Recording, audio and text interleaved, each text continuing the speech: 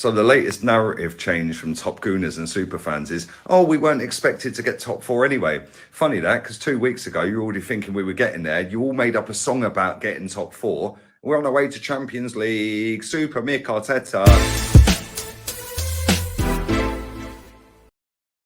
Welcome back to the Football Terrace. Arsenal fans unhappy with 2 defeats on the bounce, 3 defeats in the last 4 games, conceding goals for fun. And of course, this is the business end of the season.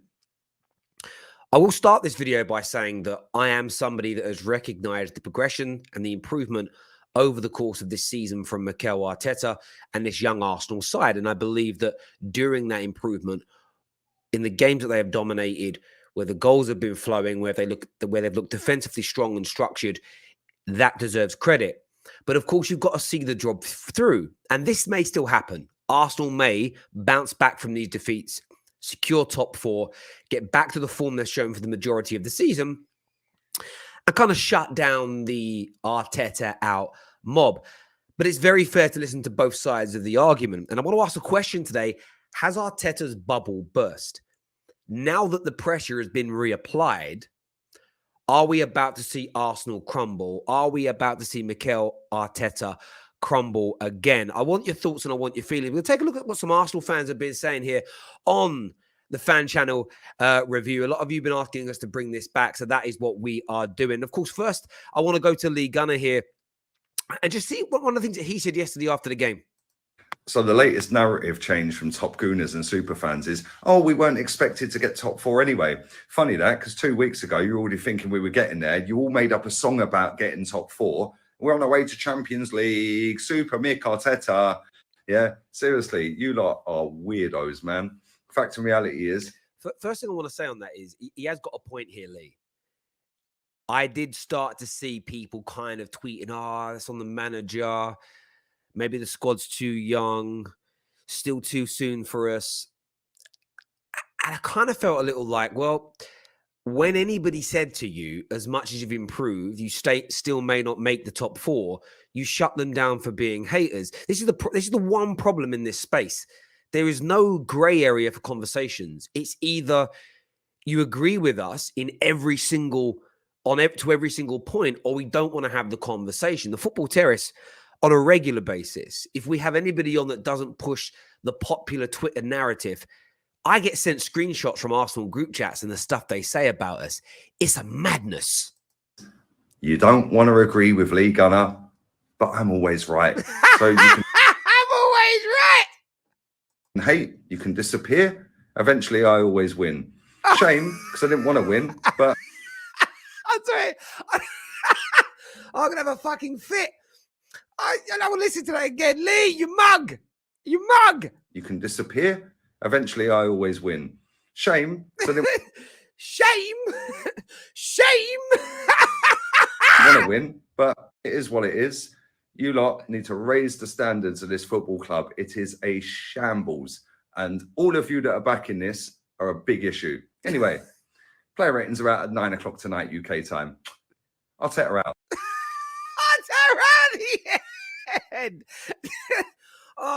Listen, some people will turn that into Lee's happy that Arsenal have lost. And look, I will defend Lee on this point. He doesn't want Arsenal to lose so that he can be right. He wants Arsenal to lose because he doesn't believe that Mikel Arteta is going to take Arsenal forward. He believes you are not going to progress under him. So if you lose and he gets sacked, maybe the next time round you pull off the Spurs and hire the right manager. I do think people often twist what he thinks and feels, but you can see the joy on his face there. You can see Tuesday's going to be hell.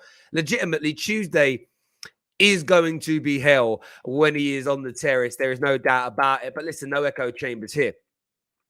There is an interesting statistic, though, that I also wanted to look at and show you today. Now, this is real. This is big. We spoke about this on the post-match highlights, fan highlights and reaction show yesterday.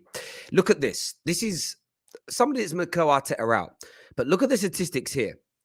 Last season, 13 losses. This season, 10 losses with 8 games left to play. Last season, 39 goals conceded this season, 36 goals conceded, 250 million spent, and 250 million excuses to try and cover up his failings. And this is what I wanted to speak about today on here. And by the way, scan that code there for all the latest podcasts. They've been a little bit less frequent recently, but from next week, there'll be at least 3 to 4 uploads per week without fail. So give that QR code a scan and check out our most recent podcasts across all available podcast platforms. This is key. This is really, really key. When you look at those statistics, as we just said, 7 of those goals have come in the last few games. 5 in the last 2. 7 in the last 4 games have been conceded, which is, I'm not saying they've skewed the figures.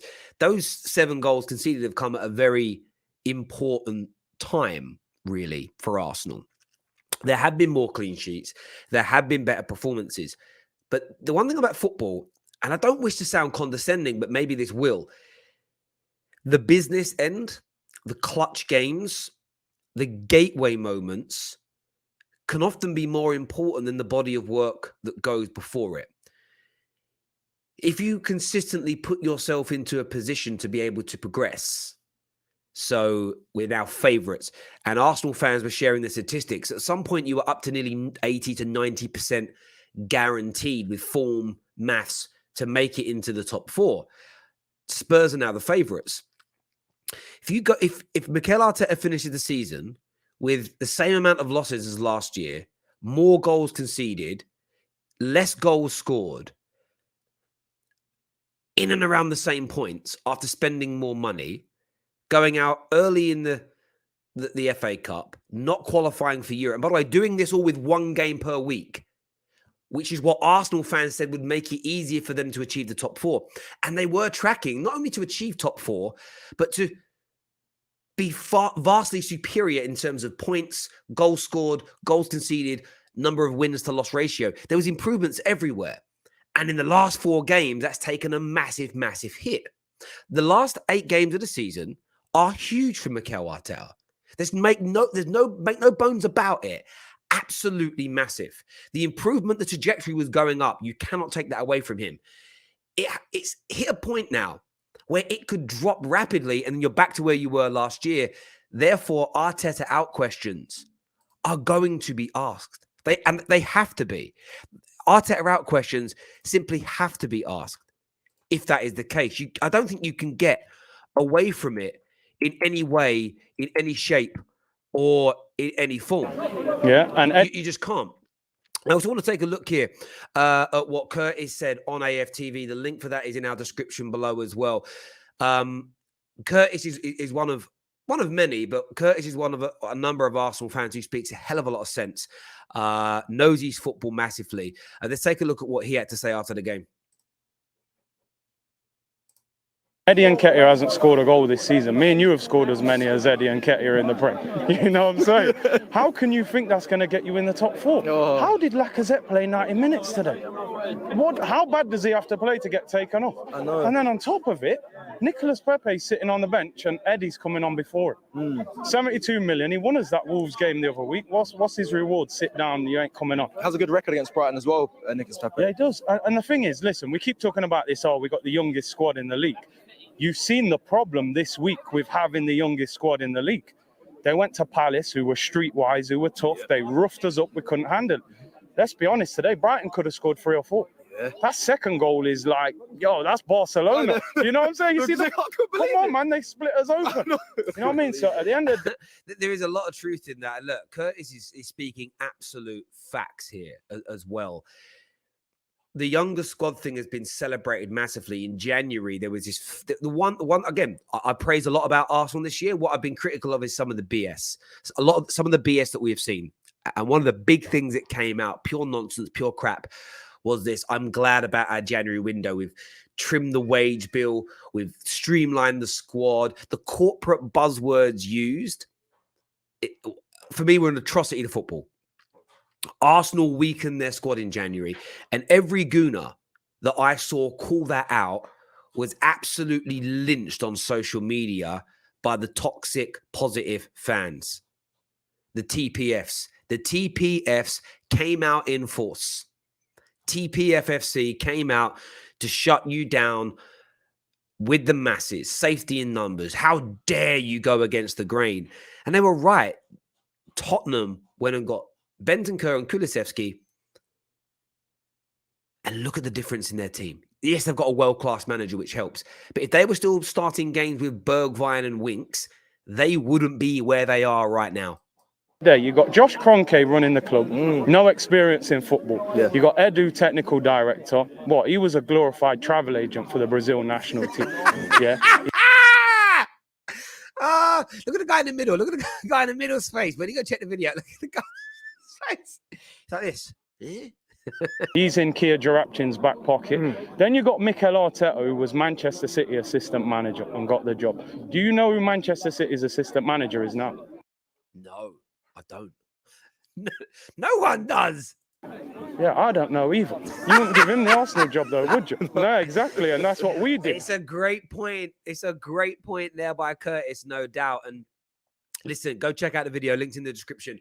Look, as I said before to people, Mikel Arteta has improved things this year. There's no doubt, but he's made mistakes. The board have made mistakes, and I think the TPFs really came out in force in January. I saw the Cronkies are much better than people think.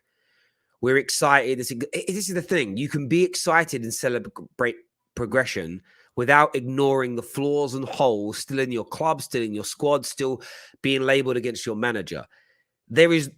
Football fans have become so binary on social media. It's either you're Arteta in or you're Arteta out. The thing is with Curtis, the reason why I really do respect what he says is that when Arsenal are doing well and they're winning, he has praised it. Lee Gunner, on the other hand, look, Lee Gunner is unwiltering. He won't celebrate the element of progression, which I've publicly disagreed with him on the terrace, and we probably will disagree with that again on Tuesday.